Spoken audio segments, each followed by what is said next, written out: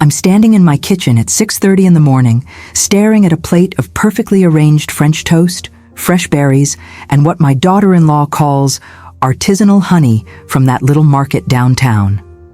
She's smiling at me with those bright veneers, her manicured hand resting on my shoulder like we're suddenly best friends. "You haven't been feeling well, Mom," she says, her voice dripping with concern that appeared out of nowhere. "I wanted to do something special for you. But here's the thing. I feel perfectly fine. I've felt fine for weeks. And Rachel has never, not once in the 7 years she's been married to my son, made me breakfast. Not on my birthday, not on Mother's Day, not even when I had pneumonia 2 winters ago. So why now? Why this sudden affection? Why is she watching me so intently, like she's waiting for something?" That's when the cold feeling started crawling up my spine, and I made a decision that would change everything. But before I tell you what happened next, I need you to do something for me. Leave a comment below and tell me where you're watching from. Are you in New York? California? Maybe you're tuning in from another country entirely? I want to know who's listening to this story, because what I'm about to share could happen to anyone, anywhere. My name is Margaret Elizabeth Whitmore, and I'm 62 years old. I live in Westchester County, New York, in a beautiful colonial home that my late husband Thomas and I bought 35 years ago. Thomas was a commercial real estate developer who built half the shopping centers between here and Connecticut. When he passed away 4 years ago from a heart attack, he left me very well provided for. I'm talking about an estate worth somewhere in the neighborhood of $14 million. Properties, investments, life insurance policies, retirement accounts, the works. Thomas was meticulous about financial planning. I have 2 children. My daughter Caroline lives in Seattle with her wife and their adopted twins. She's a pediatric surgeon, fiercely independent, and has never asked me for a dime beyond what I happily give the grandchildren for birthdays and holidays. Then there's my son David, 40 years old, who works in pharmaceutical sales and married Rachel 8 years ago after a whirlwind romance that gave me reservations from the start. Rachel came from what she called humble beginnings in rural Pennsylvania. She worked as a dental hygienist when she met David, and she talked often about growing up poor, about watching her mother struggle. I understood that hunger, but there was something about the way Rachel looked at our home, at Thomas's cars, at the artwork on our walls, like she was appraising everything, calculating its worth. After Thomas died, things shifted. David and Rachel started visiting more often, and David would ask questions about my finances, about whether I needed help managing things. Rachel would chime in with suggestions about assisted living communities, about how wonderful it would be to have people around. But I wasn't ready for that. I'm 62, not 92. I play tennis twice a week at the country club. I volunteer at the hospital auxiliary. I have book club, bridge night, and a social calendar that would exhaust people half my age. About 6 months ago, Rachel's behavior started changing. She became more attentive, calling several times a week, stopping by with little gifts, inviting me to lunch. But then I noticed patterns. She'd steer conversations toward my health, asking if I'd been feeling tired, if I'd had dizzy spells, if I was taking medications correctly. She started suggesting I update my will. She mentioned, casually, that she and David were beneficiaries on one of my policies, a $2 million life insurance policy. The way she said it made my stomach turn. It wasn't the words themselves, it was the calculation behind her eyes. 3 weeks ago, something happened that crystallized all my vague suspicions into genuine fear. I was at my attorney's office for my annual estate review, and Martin Gladwell asked me a question that stopped me cold. "Margaret, did you authorize any changes to your beneficiary designations on your brokerage accounts last month?" I told him I absolutely had not. He frowned and pulled up something on his computer. "Well, someone called our office claiming to be you, saying they'd be faxing over updated forms. My assistant caught it because the signature didn't match what we have on file." My hands went cold. "What were the changes?" Martin adjusted his glasses.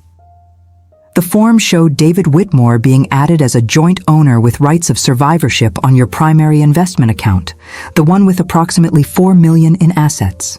It also showed him being added as payable on death beneficiary to your checking and savings accounts. I felt like I'd been punched. "Martin, I never authorized any of that." He nodded slowly. "The fax came from an Office Max in White Plains. I've already flagged your accounts with additional security protocols.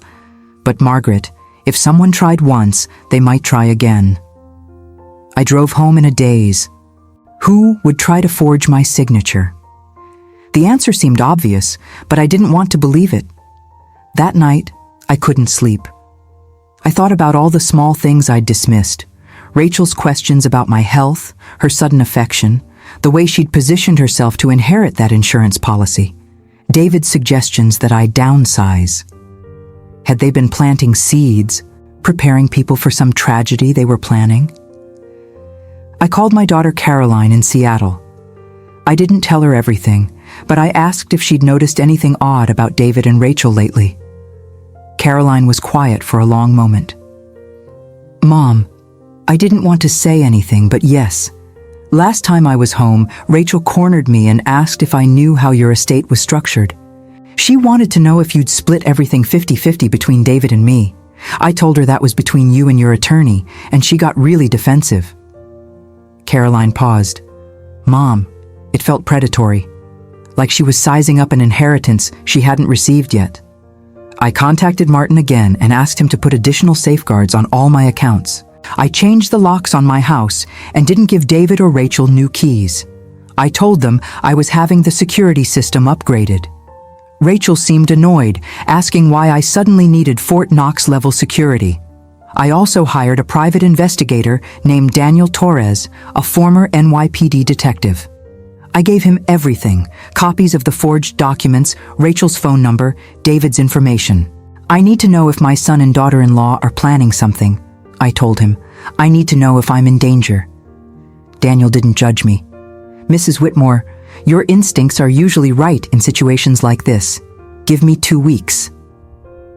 Those 2 weeks were agonizing. I went through my daily routines, but I was constantly looking over my shoulder. David and Rachel continued their frequent visits, and I played along, pretending everything was normal. Rachel kept asking about my health, suggesting I looked pale, wondering if I'd seen my doctor recently. Then Daniel called. "Mrs. Whitmore, we need to meet. Not at your house, somewhere public." We met at a coffee shop in downtown White Plains. Daniel opened a folder and slid several documents across the table. "Your daughter-in-law has been busy," he said quietly. "She's made 3 separate attempts to access your financial accounts in the past 4 months. The first 2 were with different banks, claiming she had power of attorney. Both banks requested documentation she couldn't provide. The third attempt was the forged beneficiary forms your attorney caught." He slid another document across. "This is more concerning. Rachel took out a loan 6 months ago using her mother's house as collateral. She's 3 months behind on payments. The bank is threatening foreclosure. She and David have credit card debt totaling over $90,000. David's job is secure, but their lifestyle exceeds their income significantly." Daniel looked at me seriously. "Mrs. Whitmore, people in desperate financial situations sometimes make desperate choices.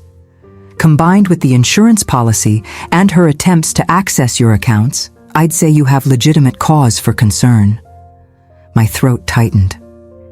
"You think they're planning to hurt me?" Daniel chose his words carefully. "I think Rachel sees you as a solution to her financial problems. Whether David is fully aware of the extent of her actions, I can't say. But I'd recommend you take precautions. Don't eat or drink anything you haven't prepared yourself. Don't go anywhere alone with them. And consider speaking with the police about the fraud attempts." I thanked Daniel and sat in my car for 20 minutes, trying to process everything. My son's wife, possibly my son himself, was planning to steal from me, possibly worse. The woman who'd smiled at my wedding to Thomas, who'd held my grandchildren, who'd sat at my Thanksgiving table, saw me as nothing more than an obstacle to money she felt entitled to. That brings me back to this morning. Rachel showing up unannounced at 7 with groceries and that unnaturally bright smile. "I woke up thinking about you," she said, breezing into the kitchen. "When was the last time someone made you a really nice breakfast?" She wouldn't let me help, insisting I sit in the sunroom and relax. I could hear her moving around my kitchen, opening cabinets, running water. After 20 minutes, she emerged with that beautiful plate of French toast, berries glistening, honey drizzled artfully across the top. "Here you go, Mom," she said, setting it in front of me with a glass of fresh squeezed orange juice. "Eat it while it's hot." She sat across from me, her phone in her hand, watching me with an intensity that made my skin crawl. I picked up my fork, and I saw her lean forward slightly, her eyes locked on the plate. That's when every warning bell in my head started ringing. Daniel's voice echoed in my mind. "Don't eat or drink anything you haven't prepared yourself." I set down my fork. "Rachel, this is so thoughtful. You know who would absolutely love this? Your mother. Didn't you mention she was feeling under the weather?" Rachel's smile faltered. "What? No, Mom. I made this for you. You're the one who hasn't been feeling well." I stood up, carrying the plate. "I feel fine, honey. But I know how much your mother loves French toast. You've told me that before. And since you're such a thoughtful daughter-in-law, I'm sure you'd want to share this with her too." Rachel's face changed. The warm concern evaporated, replaced by something cold and calculating. "Mom, sit down and eat your breakfast. I made it specifically for you." Her voice had an edge now. I kept walking toward the kitchen, my heart pounding. "I insist, your mother will be thrilled." I pulled out a container and began transferring the food. Rachel rushed over, trying to grab the plate from me. "Stop it! That's yours! I made it for you!" We struggled for a moment, and in the chaos, I managed to get most of the food into the container. Rachel was furious now, her mask completely dropped. "You're being ridiculous! What is wrong with you?" I sealed the container and grabbed my purse and keys. "Nothing's wrong with me, Rachel, but I think your mother will appreciate this gesture. I'm going to drive it over to her right now." Rachel's face went white. "No, you can't do that. Mom, please just throw it away if you don't want it. Don't take it to her house." That reaction told me everything I needed to know. My hands were shaking as I headed for the door. Rachel followed me, her voice rising. "Margaret, stop! You don't understand. That food is meant for you, not her." I turned to face her. "Why, Rachel? Why is it so important that I eat this specific breakfast and not your mother?" She stared at me, and I saw the moment she realized I knew. Her face contorted with rage. "You nosy old woman, you couldn't just make things easy, could you? You had to change the locks, flag your accounts, make everything difficult." She took a step toward me.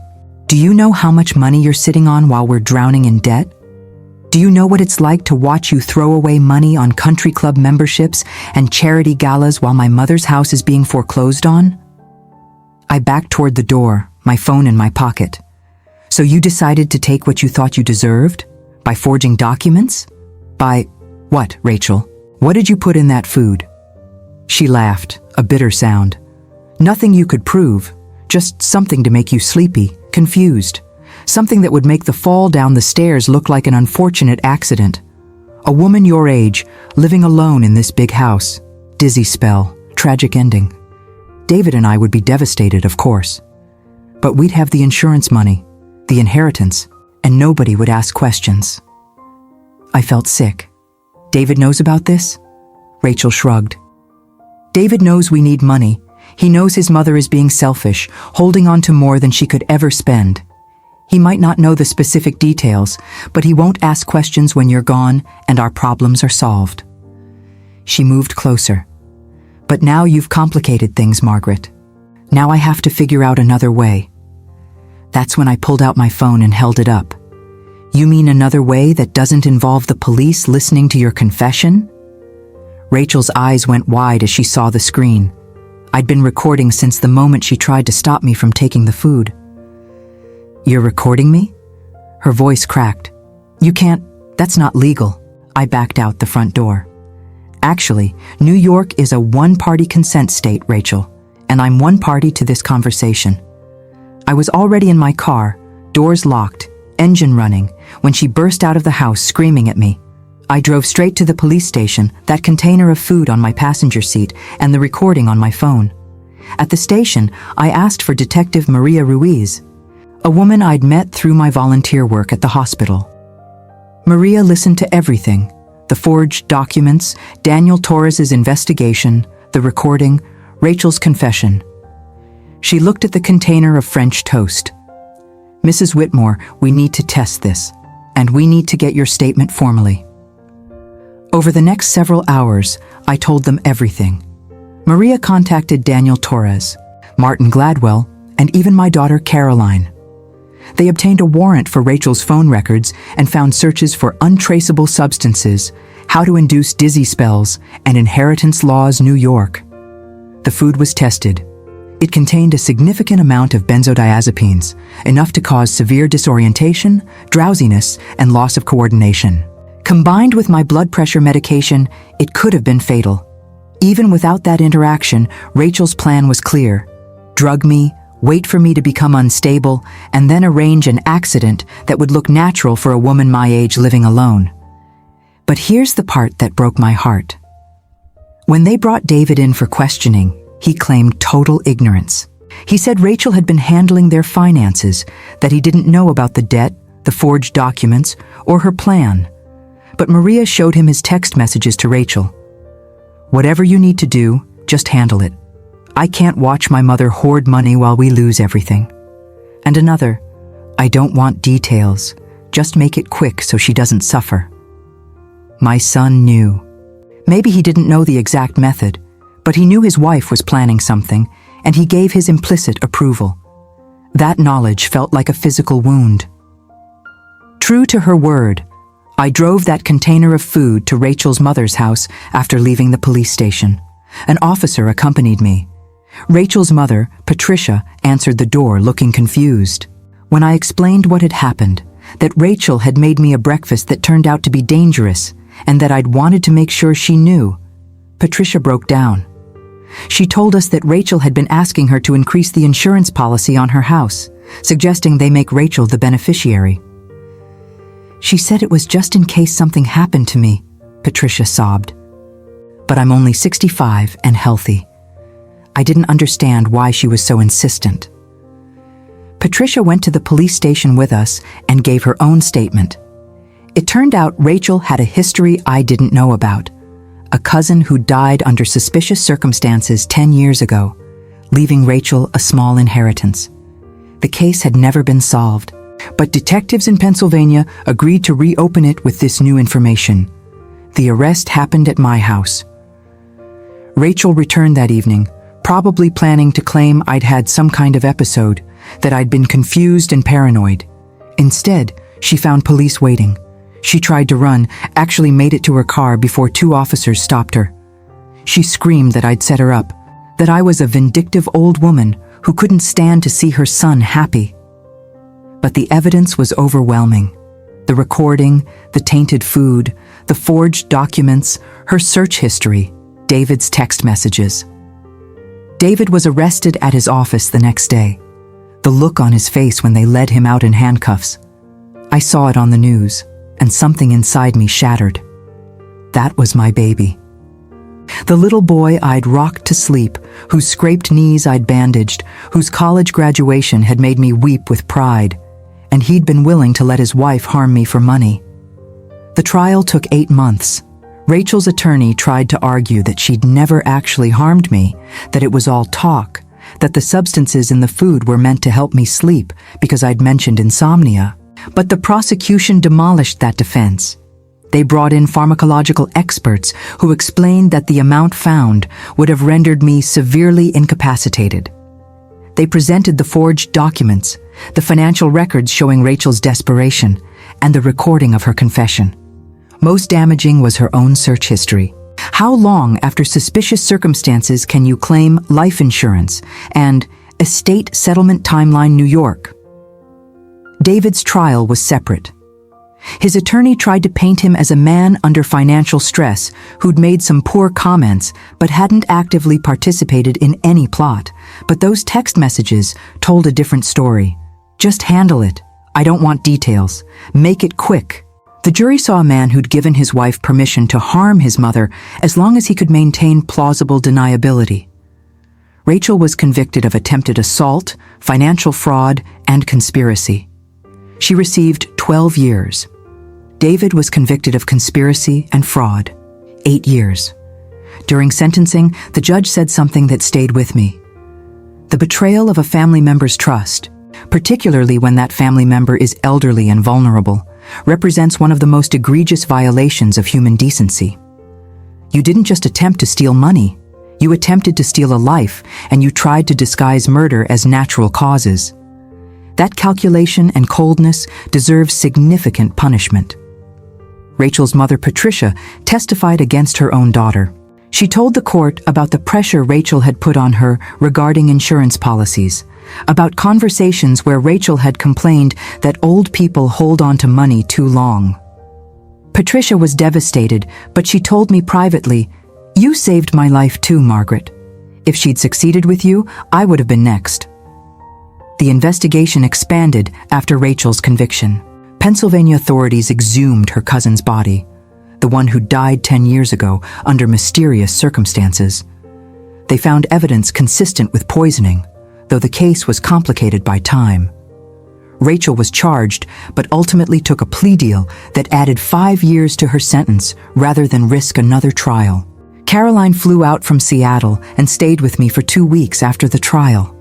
We didn't talk much about David, the wound was too fresh, but she held my hand during the sentencing hearing, and when I broke down in the courthouse bathroom, sobbing for the son I'd lost, she didn't offer empty platitudes. She just held me while I grieved. The house felt different after everything happened. I couldn't walk into my kitchen without seeing Rachel standing there with that plate of poisoned food, that fake smile on her face.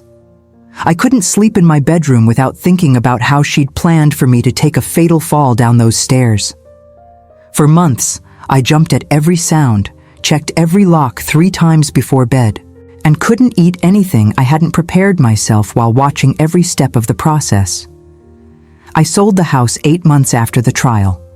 Not because Rachel won, I refused to let her drive me from my home, but because the memories were too heavy. I bought a beautiful condo in a secure building in downtown White Plains with a doorman and cameras and neighbors close by. It's smaller, but it's mine, and it feels safe. I haven't visited David in prison. He's written me letters, 17 of them so far, and I've read every one. He apologizes, says he was weak, that he let Rachel manipulate him, that he never actually wanted me hurt. But I remember those text messages. Just handle it. I don't want details. Those weren't the words of a manipulated man. Those were the words of someone who wanted the outcome, but not the responsibility. Maybe someday I'll forgive him. Maybe when he's served his time and rebuilt his life, we can have some kind of relationship. But right now, I'm mourning the son I thought I had, and I'm trying to accept the man he actually is. The money that caused all this pain, I've started giving it away. I established a foundation to help elderly people who've been financially exploited by family members. I fund legal services, support groups, and education programs.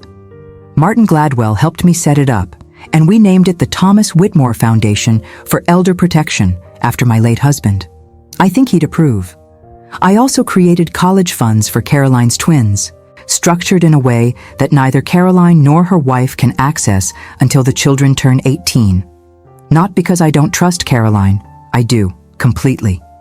But because I learned a hard lesson about how money can corrupt people you love. I want my grandchildren provided for, but I want to protect everyone from temptation. What I want people to understand, especially if you're older and have assets, is that this can happen to anyone. I never thought my educated, successful son would be capable of such betrayal.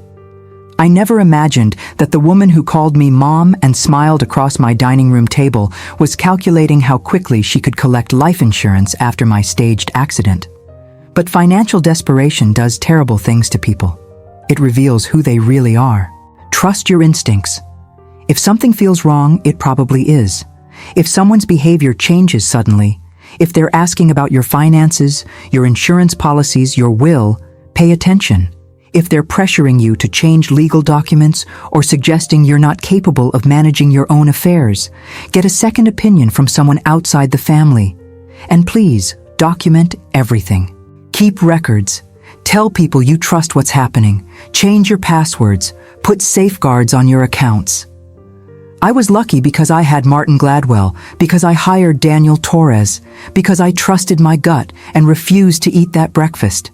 If I'd been more trusting, more eager to believe that Rachel's sudden affection was genuine, I wouldn't be here to tell this story. I'm 63 now. I play tennis 3 times a week instead of 2. I've taken up watercolor painting.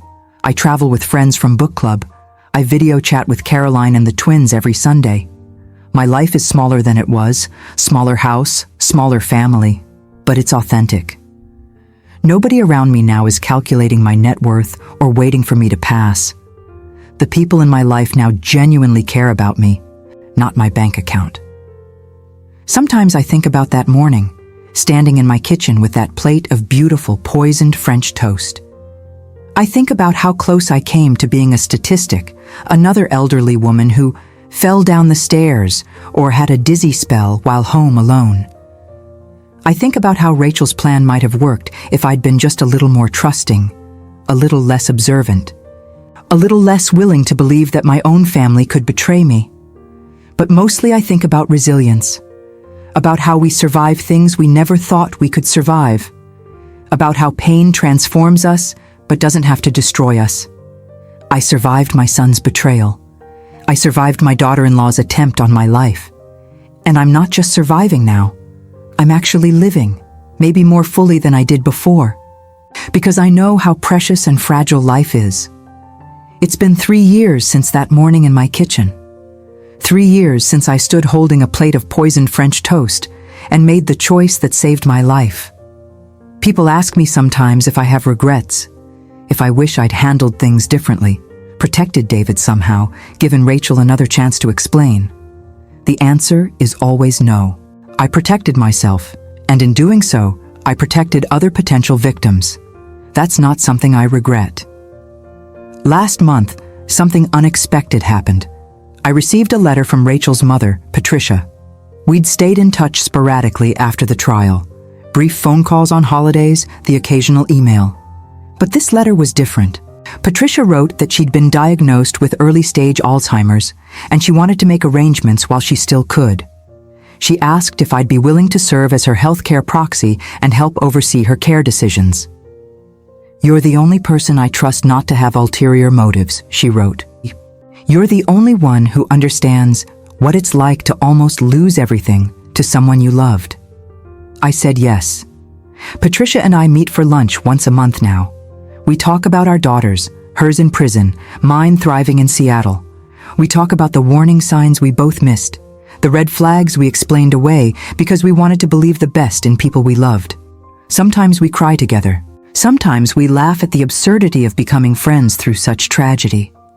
But mostly, we support each other through the complicated grief of loving someone who betrayed us. The foundation has grown beyond anything I imagined.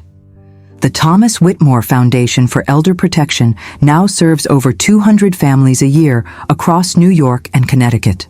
We've helped elderly people escape financial exploitation, prosecute family members who stole from them, and rebuild their lives after betrayal.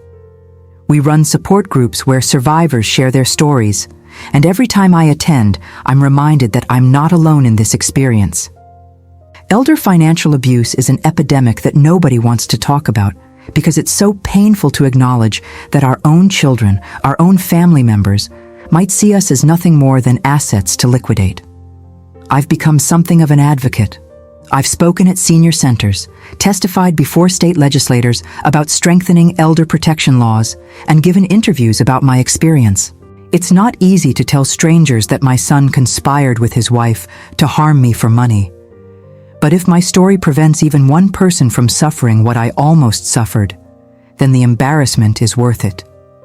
David was released from prison 4 months ago, after serving 6 years of his 8-year sentence.